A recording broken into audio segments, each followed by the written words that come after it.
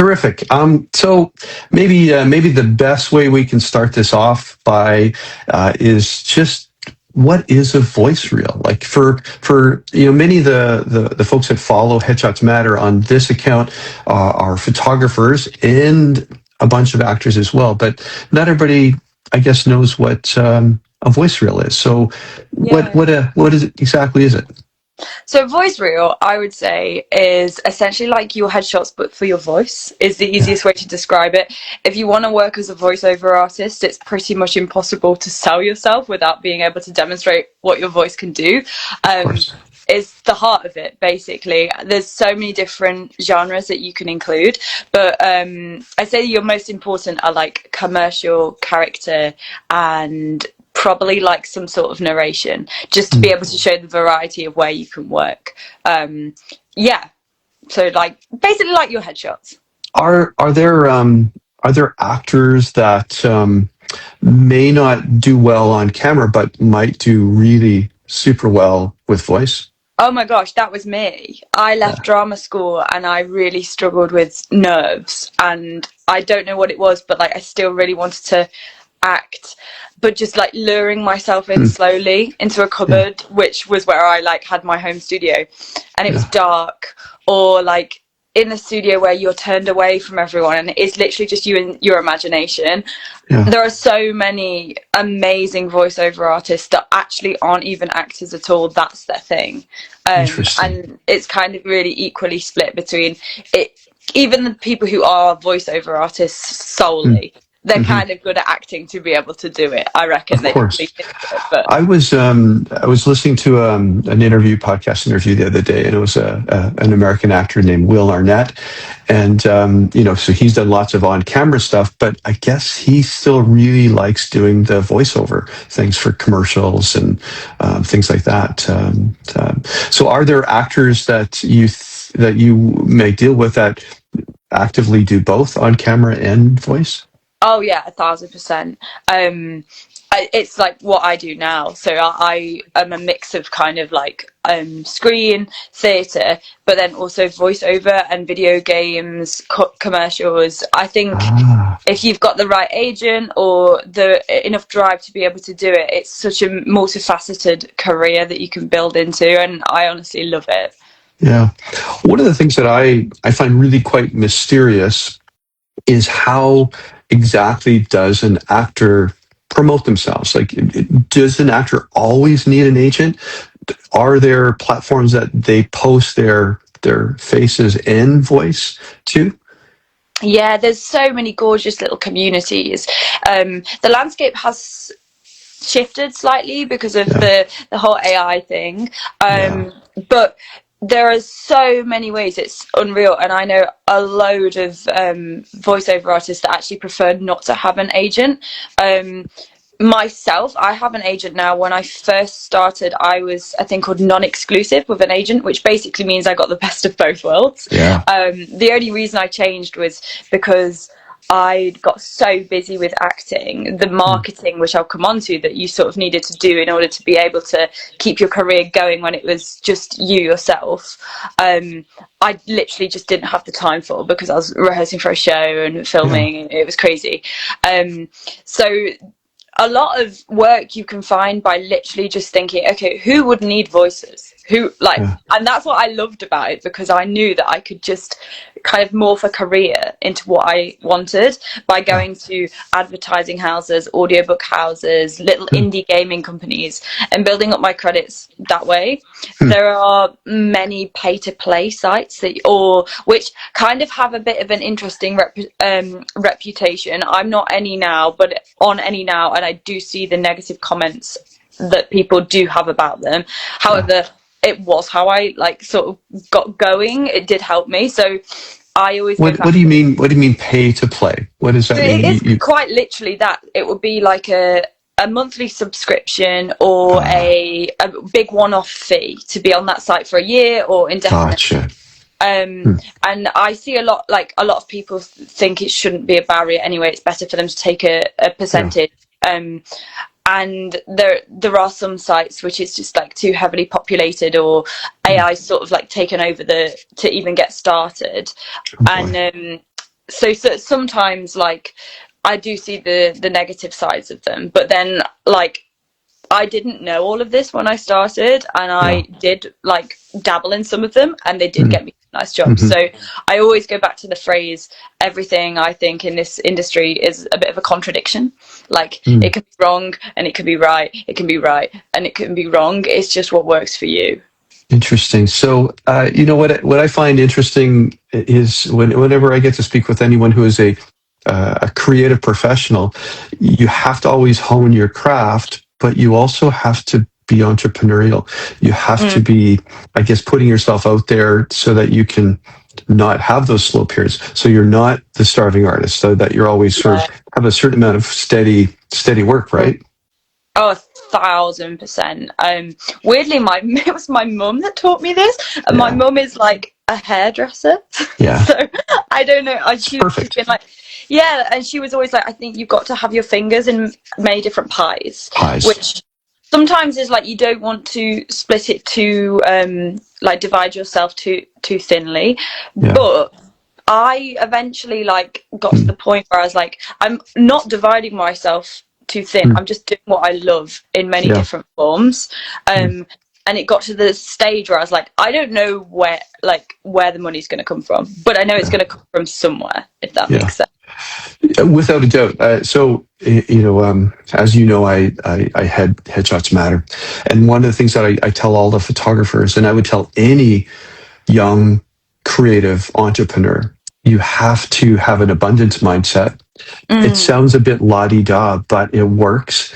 But it has to coincide with doing hard work, right? You have to have hustle, and that whole having your fingers in different pies or having a variety of eggs in a variety of baskets, that is just plain good business, and it makes it more interesting too, right? So if you're an actor, you can be doing on screen, you could be doing theater, you could be doing voice.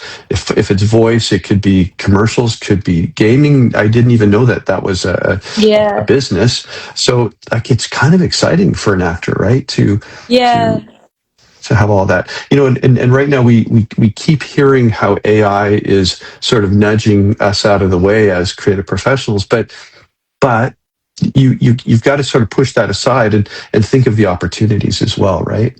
Yeah, I think it's just going to change it, and I think we're in a difficult position right now in that like it's all kind of uncharted territory. I think we'll get to the point where there's nice protections in, and actually more projects open up to some extent because there'll be an ability to be able to make more projects because people can do it a lot faster using the right tools. Hopefully, is like the positive spin I try to think about it. Yeah. How do you yourself balance the wearing those different hats of, what you wake up in the morning and let's say you don't have a gig to work on, then you're focusing on how do you promote the bloom, right? How do you balance that headspace? Yeah, it's something that I'm like always constantly trying to figure it out.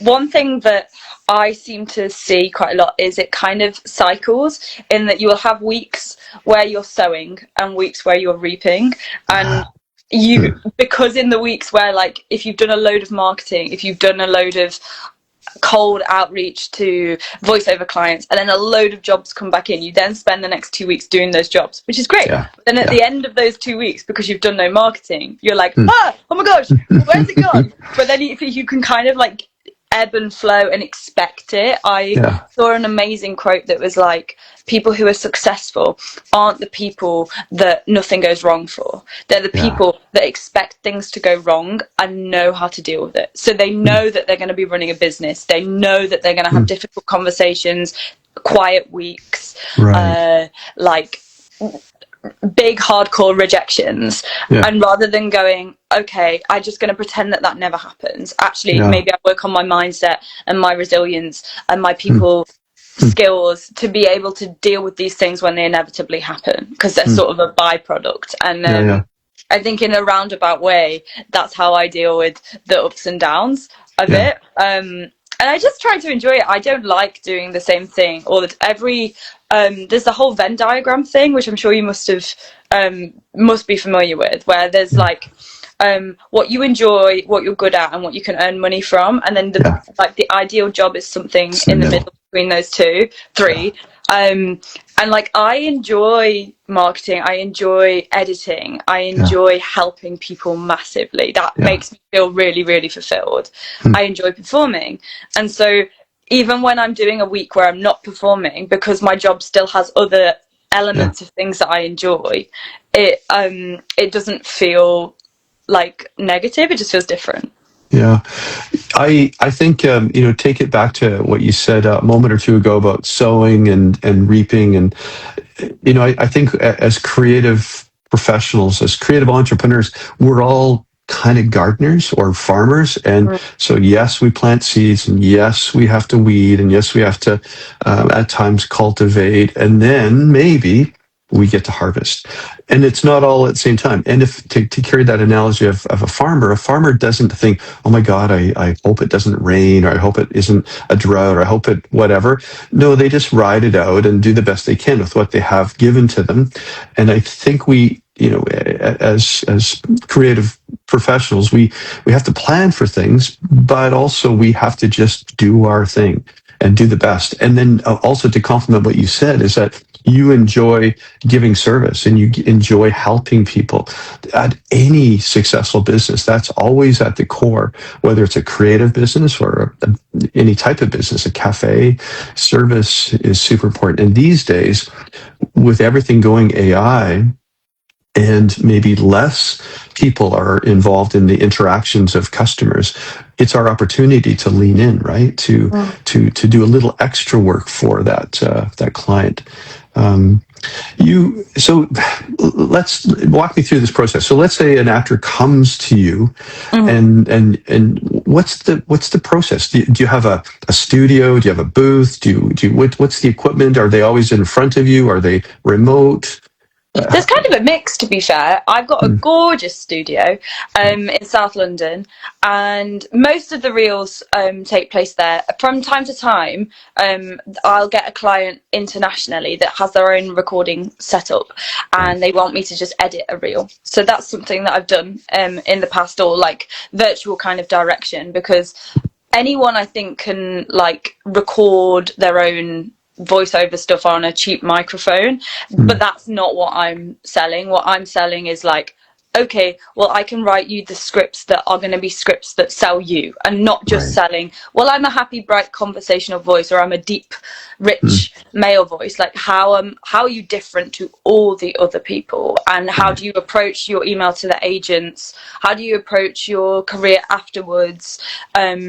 What do you want to achieve out of this? And getting that best take on the day, and then ultimately with like a little bit better equipment and editing skills than like probably it took me about 3 or 4 years to learn how to do it properly. So and I'm still learning now. Like, it's something people go to university for, like audio design, which I didn't. I taught it not entirely myself. I had a coach for a long time, but yeah. So on the day, like, it kind of starts before, to be fair. It starts like with them coming to me, and it's a mix of people who've never done it before, and a mix of people who are really established voiceover artists that just want a very specific update of, I want to get more into games, but like from a specific gaming studio, that it needs to be targeted in a certain way. So we sort of do like the full range, and then I'll spend a good while like voice noting on and off between each other, and just getting a sense of the person. And then it starts to be like, okay, right, let's write you scripts. And a really good thing that I always do is I'm like, can you talk to me? Can you send me some voice notes about brands you like, or brands you use, or brands that are in front of you? Even the ones that you go, I don't even know why I use this, I just do, or my mum's always used this, or like, I don't even like this, but it's the cheapest one, and I feel like it does it fine. I want all those different opinions on those products, or characters that you'd love to play, games you'd like to be part of, and why. Like, and we work from that sentence, why. And then we go, okay, how can we, there was an amazing, like, I had a girl for a voice reel a couple of weeks ago, and we'd picked them all the way through, and we were like, yeah, okay, really happy with that, really happy with that. And then we realized that one of them we'd picked was just too similar to the other one. And so on the day we wrote her a new script about that. She was from New Zealand, she had a New Zealand accent, but her parents lived in there was some in Leeds, some in Liverpool, so she was always on LNER trains, and she was like, but I can't do an advert because I don't sound like that. And I was like, yes you can, that's the advert. Like, and we started it off with like, I know I don't sound like it, but I'm always on that. And it just became something so bespoke that actually only her voice could ever do. And it's those kind of voice reels, I think, that stand out amongst all the other like Spotify premium voice reels that you can do with a standard script. So yeah, like, we just sort of take you through it on the day all the way through with loads of time. It's not one of those services where you rush people in and out, because that was kind of when I first started. I used a very great but very cheap studio that was by the hour, and on the hour they would shut the power off, and that was it. And so I would get there, and if a client was like 5 minutes late, I would be like, oh, or if there was any problem, because you didn't want to have to pay for that other hour for like to use 10 minutes of it. And then I kind of went, you know what, this is not, I feel like I'm just rushing people in and out, and they're going away with a reel that they're like semi-happy with and not. And that was me when I first got my voice reel. So I went away, I found a much better studio now, and there's no time limits, so we obviously don't turn up an hour late, please don't, but we just go through it take by take, and we listen to it back. We pick your own music, because I think you having the input in that is so important, because once a actor or voiceover artist likes it themselves, there's just, I don't know if you've like ever watched a self-tape back that you've done and you've like not wanted to do the job. I watched one back recently of mine, and I was like, actually I can so tell that I don't like this script now. Your heart has to be in it, right? So we spend a long time doing that, and then hopefully walk away with something that they're like, yeah, cool, really really chuffed with that. I'll edit it, I'll send it to it, and then it becomes, okay, send it out to all the agents, send it out to, and then let's see what comes back. Most people usually get signed, which is really fun. And then sometimes in like 6 months they're like, oh, I've signed, I've just not booked anything, can you have a look at some of my auditions? And so I don't want it to feel like it's a real service. It's just, I make your reel, that's it, bye. Something more sustainable.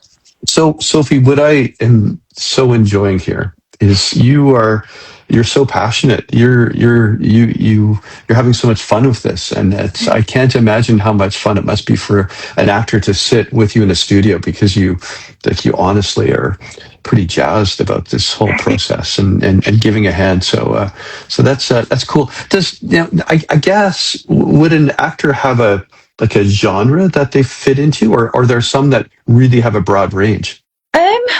I kind of feel it really does depend. There's another girl that I actually teach voiceover. I'm sure she won't mind me mentioning it, but she's a fantastic impressionist. Like, there's not an accent, there's not a person that she can't just immediately mimic. So we've looked at like how we can sell her in that way. And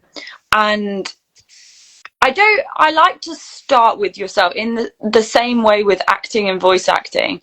I think you've got yourself, and then you've got the character, and then you've got the sweet spot, which is somewhere in the middle.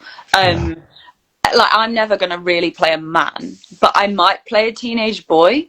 And so you can think about it. And weirdly, sometimes my voice, I'm really good at old ladies, and I have no idea, like, and I found that because my agent was constantly like, it sounds old. So sometimes a lot of my castings, I'll go up for like 40-year-olds, and I have no, like, because it's not visible.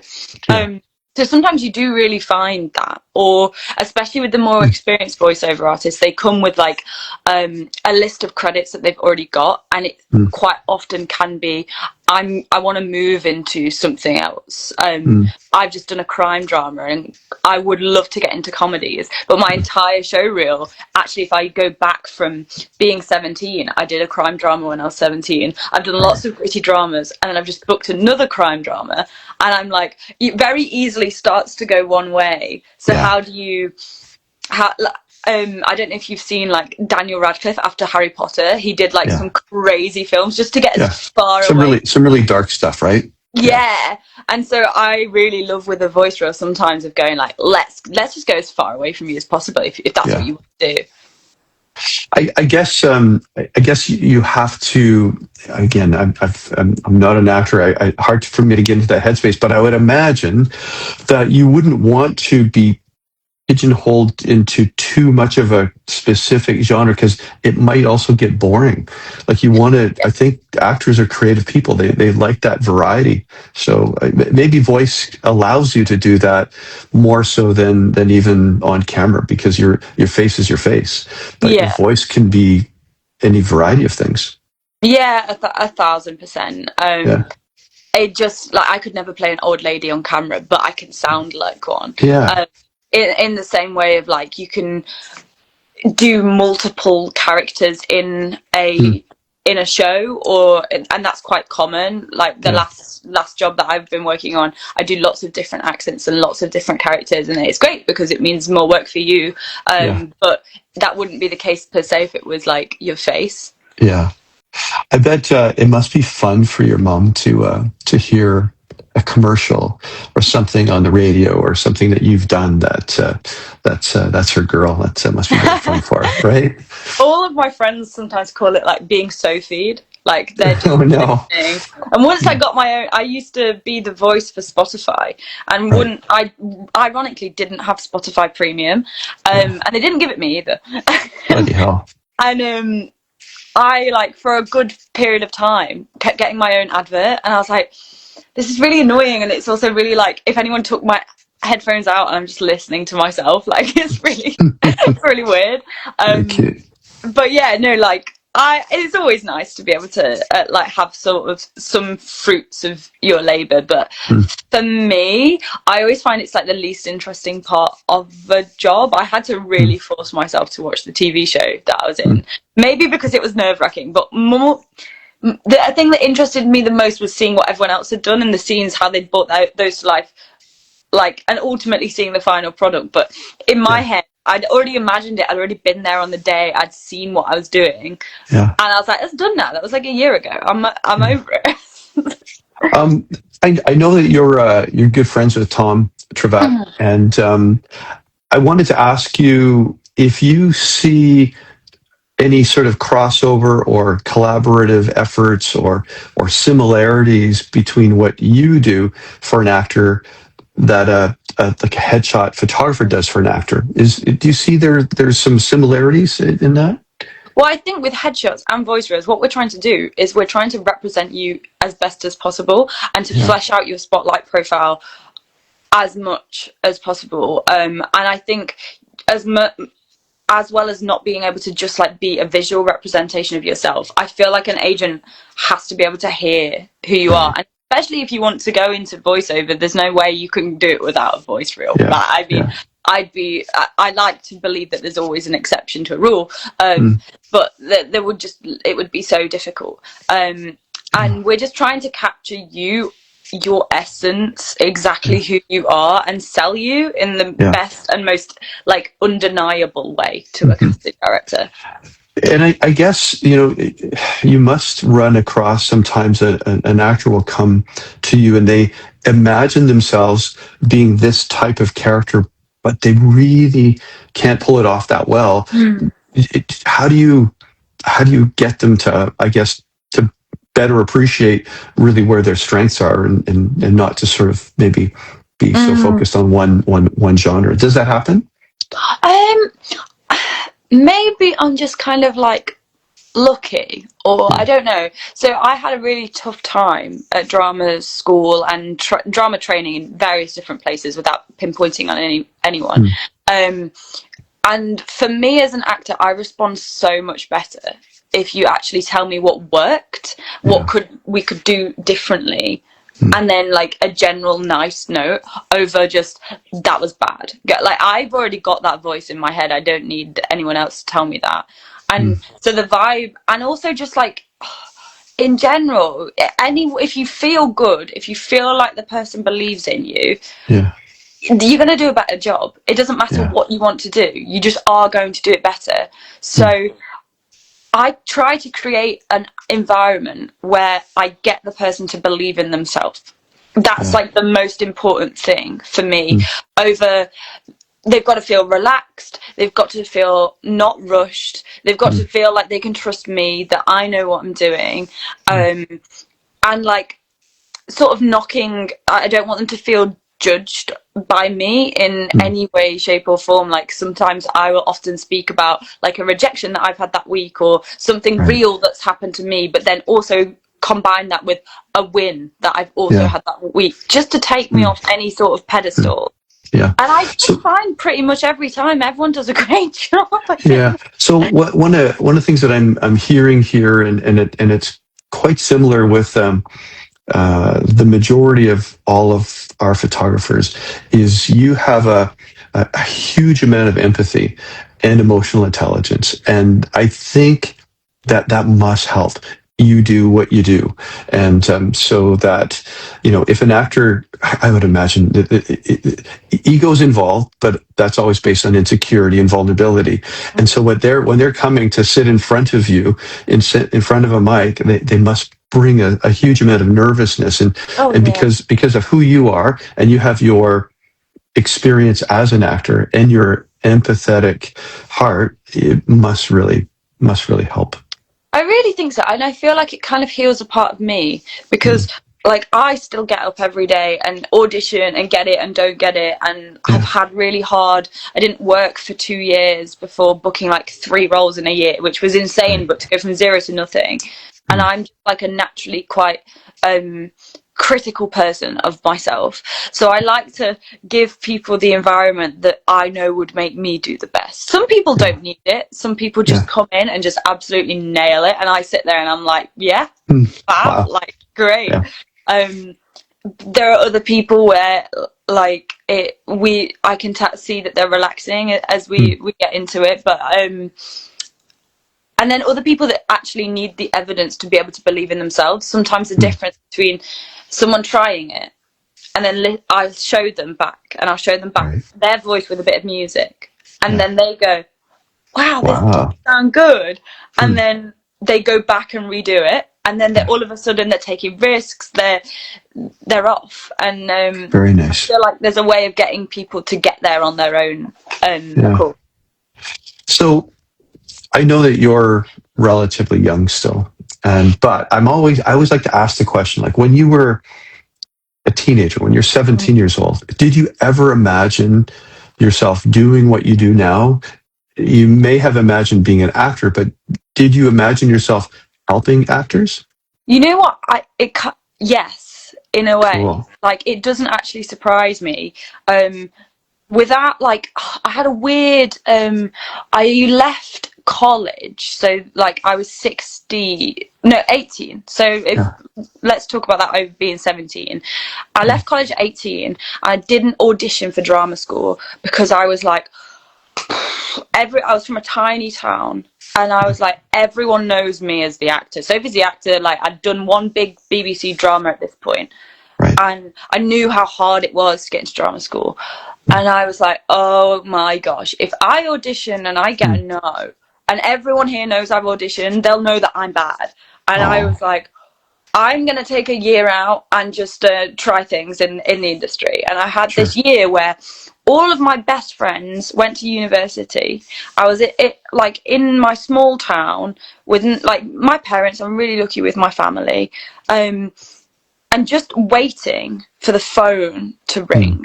And I was like, this is horrible. Like I was working in a cafe, which was like connected to a theatre. So it was kind of there. Like it was a job that a lot of people I know now after drama school, like is a great one to have to pay the bills. But I was like, how have I gone from learning every day to this? This is awful. And the no's, and I was so young, obviously, like it didn't, and I got really, really down. And I remember being, maybe it's a teenage thing, but I was like, what is life? And I knew that it had to be, I couldn't just be an actor, because, and also like I would get really, really angry about a lot of my mates that I had grown up acting with at youth clubs that suddenly stopped just because their parents didn't support them. And I was so lucky in that my dad was like, whatever you do, you just have to enjoy it and the money will find its way with me and my brother. And I was like, what's the difference between me and them? Like, it really just didn't sit right with me. And then I went to drama school, and again, like, I was like, there's so many people that's just been left behind. And I remember really clearly after leaving drama school going, I have to do something that's not just like working as an actor, saying other people's lines, making money from it. That alone isn't fulfilling to me. I want to be able to help the people that... There was an actor that I worked with when I was in that first BBC drama who I was like, I want to audition for drama school, but I don't know what to do. I don't, like, you have to buy these monologues from plays, but I don't know which plays to buy because they all don't have monologues in. Right. And she was like, this one, obscure, like, I think she said Henry IV Part 2 of Shakespeare, and I was like not Shakespeare buff enough to know at that time. And I looked back and I was like, it was those people that gave me those little nudges. So then when I turned up at drama school and I had a really coherent monologue that wasn't just like Hamlet or something, that did stand me out a bit more, maybe. And that was just from people helping me. So I always felt like I had to give back in some way. Yeah. In a long-winded answer. I think there's something really wonderful from a life perspective that as a creative person, creative professional, we have ups and are really exciting, and that's we're creating stuff, and we have success, and people are liking what we've done, and then we'll have slow periods. And we just have this built-in humility check that's just, any actor that I've known over the years, they've said they could have the best gig in town for 3 months at a play or something, and then they're done, and all of a sudden starving artist again, or starving actor again, right? And that might sound, I don't know, problematic. Well, maybe it is from a rent-paying perspective, but it also builds great humility, and in life, I think that's just such a valuable thing. It just keeps us kind, keeps us helpful, keeps us honest, keeps us our feet on the ground, and you've turned it into even something different and better, that you're using your talents and sense of service to help other actors who are going through this roller coaster of ups and downs. So I think it's really cool. I think that's what always surprised me as well about auditions, like going back to auditioning when I was like 60. I started auditioning when I had huge auditions when I was in senior school. I remember getting so close to a project that I don't even know if I dare say, like, I got down to the last two, and the girl that got it has gone on to be like an A-list celebrity, and I was 14 when that happened. But I remember like being a teenager in auditions and expecting actors to be really like, you're my competition. And even after drama school and now, I always expected it, but maybe with a few exceptions, never once really have I ever met an actor that won't help you, that won't go, I know it's hard, like, try this is a great acting class, or like, oh, are you here for this too, like, oh, we look the same, blah blah blah. Because everyone's like humbled by it. I would like to think. I like that. Do you think that there's, Headshots Matter is global, and we've got photographers in a whole bunch of different places in the world. And from an actor headshot perspective, I like looking at the differences of what an actor might need in their photograph in, say, Dallas or London or Stockholm or Singapore. And do you think it's similar from a voice perspective? Do you think that actors in the UK would be different, have a different need than or different style that is necessary to be captured? Yeah, absolutely. So it's kind of I almost have like the blessing of being able to make, well, I do have the blessing of being able to make my own reels. Less so the time to be able to do it. But I work in like the UK, and I've got clients in the Netherlands, clients in Italy, clients in Germany, and some American clients. And I find personally an accent tweak is like, especially some, like, the further away you go from the UK, they like my accent, they don't understand the vowels. So I'll often I have a reel where it's a northern accent essentially, or East Midlands, but with like advanced instead of advanced. So it's like technically not a real accent, but that one really sells in like other places. And like, if I'm working in Nottingham, I'm amongst all Nottingham voices. So my reel for that is more specific. Like, how am I different to all of that? But then sometimes I'm just going up for being the Nottingham voice. So I will just like be. It's so cool, Sophie. Even just the UK, like it's a world in itself, right? Yeah, I like to try and just build on what I have. And I definitely feel like it depends what genre you want to work in as well. You can flesh it out. Like I've got reels where I've got a big medical jargon reel for work, because there's just so many different parts of voiceover. Not saying that you need all of those, but it's great to be able to have them. Tons of opportunity, right? Tons. Yeah. So like unbelievable amounts. How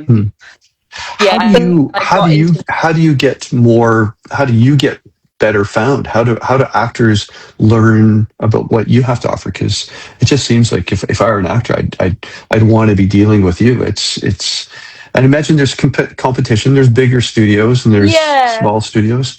Well, I think I've been going with Bloom kind of like hardcore since Christmas. I've always like done it a little bit, like making a reel on the side, but then it was figuring out exactly like what I can do different to all the other voice reel companies. And for me, that was like, I actually want to be someone that really does help people, because that fulfills me. So I guess like how you can find, like, I'm sort of working that out as I go along. I'm really grateful to be here. I'm trying to do the whole Instagram posting thing. What you have to offer though, it's a complicated story to sell, in my opinion. And I know that when we talked a month or two ago, we talked about the possibility of doing an Instagram live, and I'm so glad now that I'm listening to the whole process. Like, this is how, like, if an actor is watching this, then they would better understand what you do and what you bring to their story. So I think it's a dynamic story to sell, and But as we talked the other day, I'm going to connect you with Barry. Barry and I were talking yesterday about you. And for those who don't know who Barry is our marketing specialist that works with Headshots Matter and many of our photographers. And so he's looked at your site, and he's going to help you with that. But it's just about you being able to tell your story, because you've got such a cool offering to offer. Well, I think as well, it's like I'm not really in a rush to get everyone to understand like exactly what I do. My process behind it is just to be sort of like, as cliche as it sounds, but like genuinely authentic to like what I'm feeling. The post that I put out today was literally not planned. It was based off something that I wanted to do, based off what I've noticed about how I speak. And I know that I make a lot of jokes about like, I'm not very good at an American accent, and I was like, I wonder what will happen if I don't do that. If I stop, because I'd read like an article about the power of the subconscious, and I was like, I'm going to try for the next month to not do this. And then I thought, why don't I just like do it with anyone else that wants to do that? And so I made a little post about like the next 5 days we're going to make in a little group chat, and each day I'll put a little prompt about how I'm feeling, how like something you can journal about. of the difference it might make if saying no negative things about yourself is banned.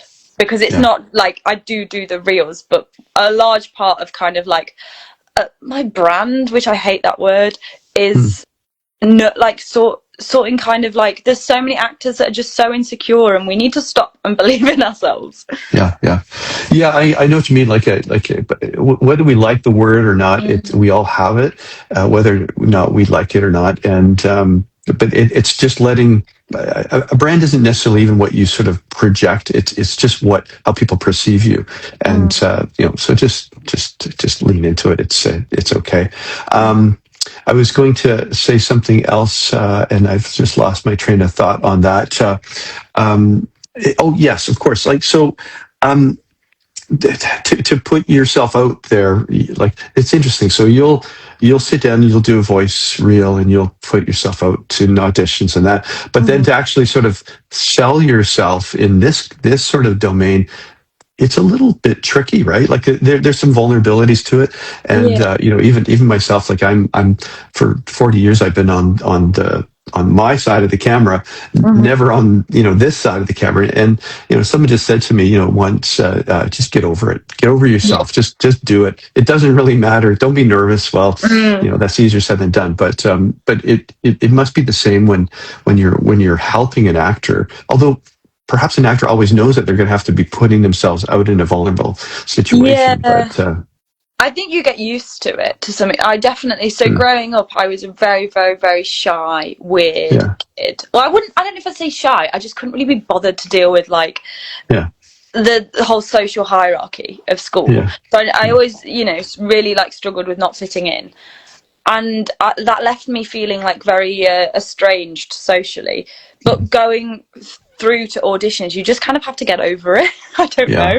And now, like, I know it's almost like a mode that I can switch on. The whole extrovert introvert thing. I'm definitely like, I will come away and go, okay, I need to just sit down a little bit. Whether some people will go away and go like, yeah, let's go, let's talk to more people.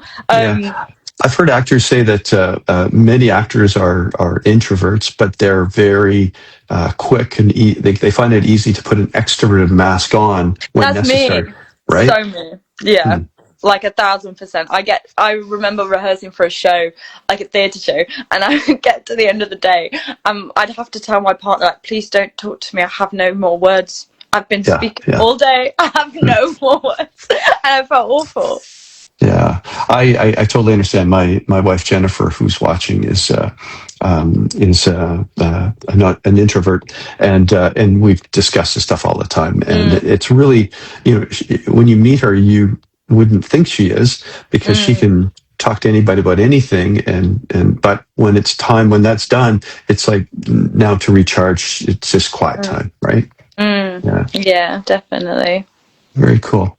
So, Sophie, how can people find you? How if an actor is watching this, and this is live, but it will also be recorded and posted in a few places. So how can they very easily find you? So you can find me on Instagram, Bloom for Actors, I believe, and you can also find me on my website, which I think is just www.bloomforactors.com. So pretty simple, really. And also I'm on the Headshots Matter, Friends of Headshots Matter page. So of course.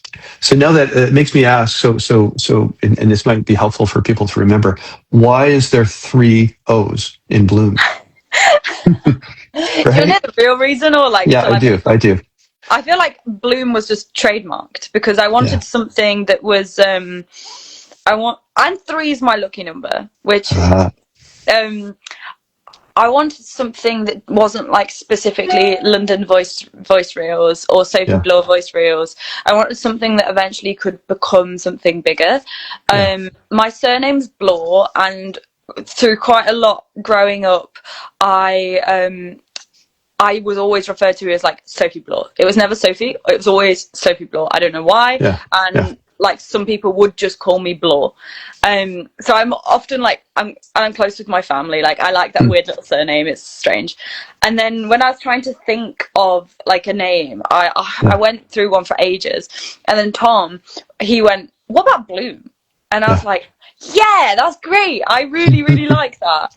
And that was why. And then there was like a florist or something called Bloom. So we just was like, let's put an extra O in it. And there we go. I think it's great. And I think if anyone is searching for you, just go on Google or AI and type in Bloom with 3 O's and the word actors, and you're going to be found. So that's a good thing too. So do you have a nice weekend planned? Are you working anything? Well, it's Valentine's Day, so I'm just like having quite a chill day, but like a nice little Valentine's Day with my partner. We might go and see Hamnet because it's actually been cursed for us. I've been trying to see it like twice, but I've had to cancel it both times for one thing or another. So we might go and see that, but I think it's quite a sad film to see on Valentine's Day. And then on Sunday, I'm actually like doing a bit of work because I'm taking some time off on Monday, so I'm doing some work. So not really. How about you? Same thing. Tomorrow is Valentine's Day, so Jennifer and I will get up to something. We our sort of kind of most happiest place is we go for photo drives and photo walks, and so we'll likely do something like that, and then maybe find a little pub. And we also like playing chess, and so we bring our chessboard with us. And not very, it may or may not sound romantic, but for us, we love it. So we'll just have a pretty chill weekend as well. So Sophie, thank you for this. I'm really grateful for your time, but I'm really glad that we were able to kind of just put it to words and to better, for me, so I can better understand what you do, and then for the folks that follow us can have a better understanding as well. So yay! So thank you very much, and happy Friday the 13th. I don't know if that's lucky or unlucky. I'm not sure where that came from, but and have a great day tomorrow on Valentine's Day. Thank you. You too. Okay, all the best. You take care. Okay, see you later. Okay, bye.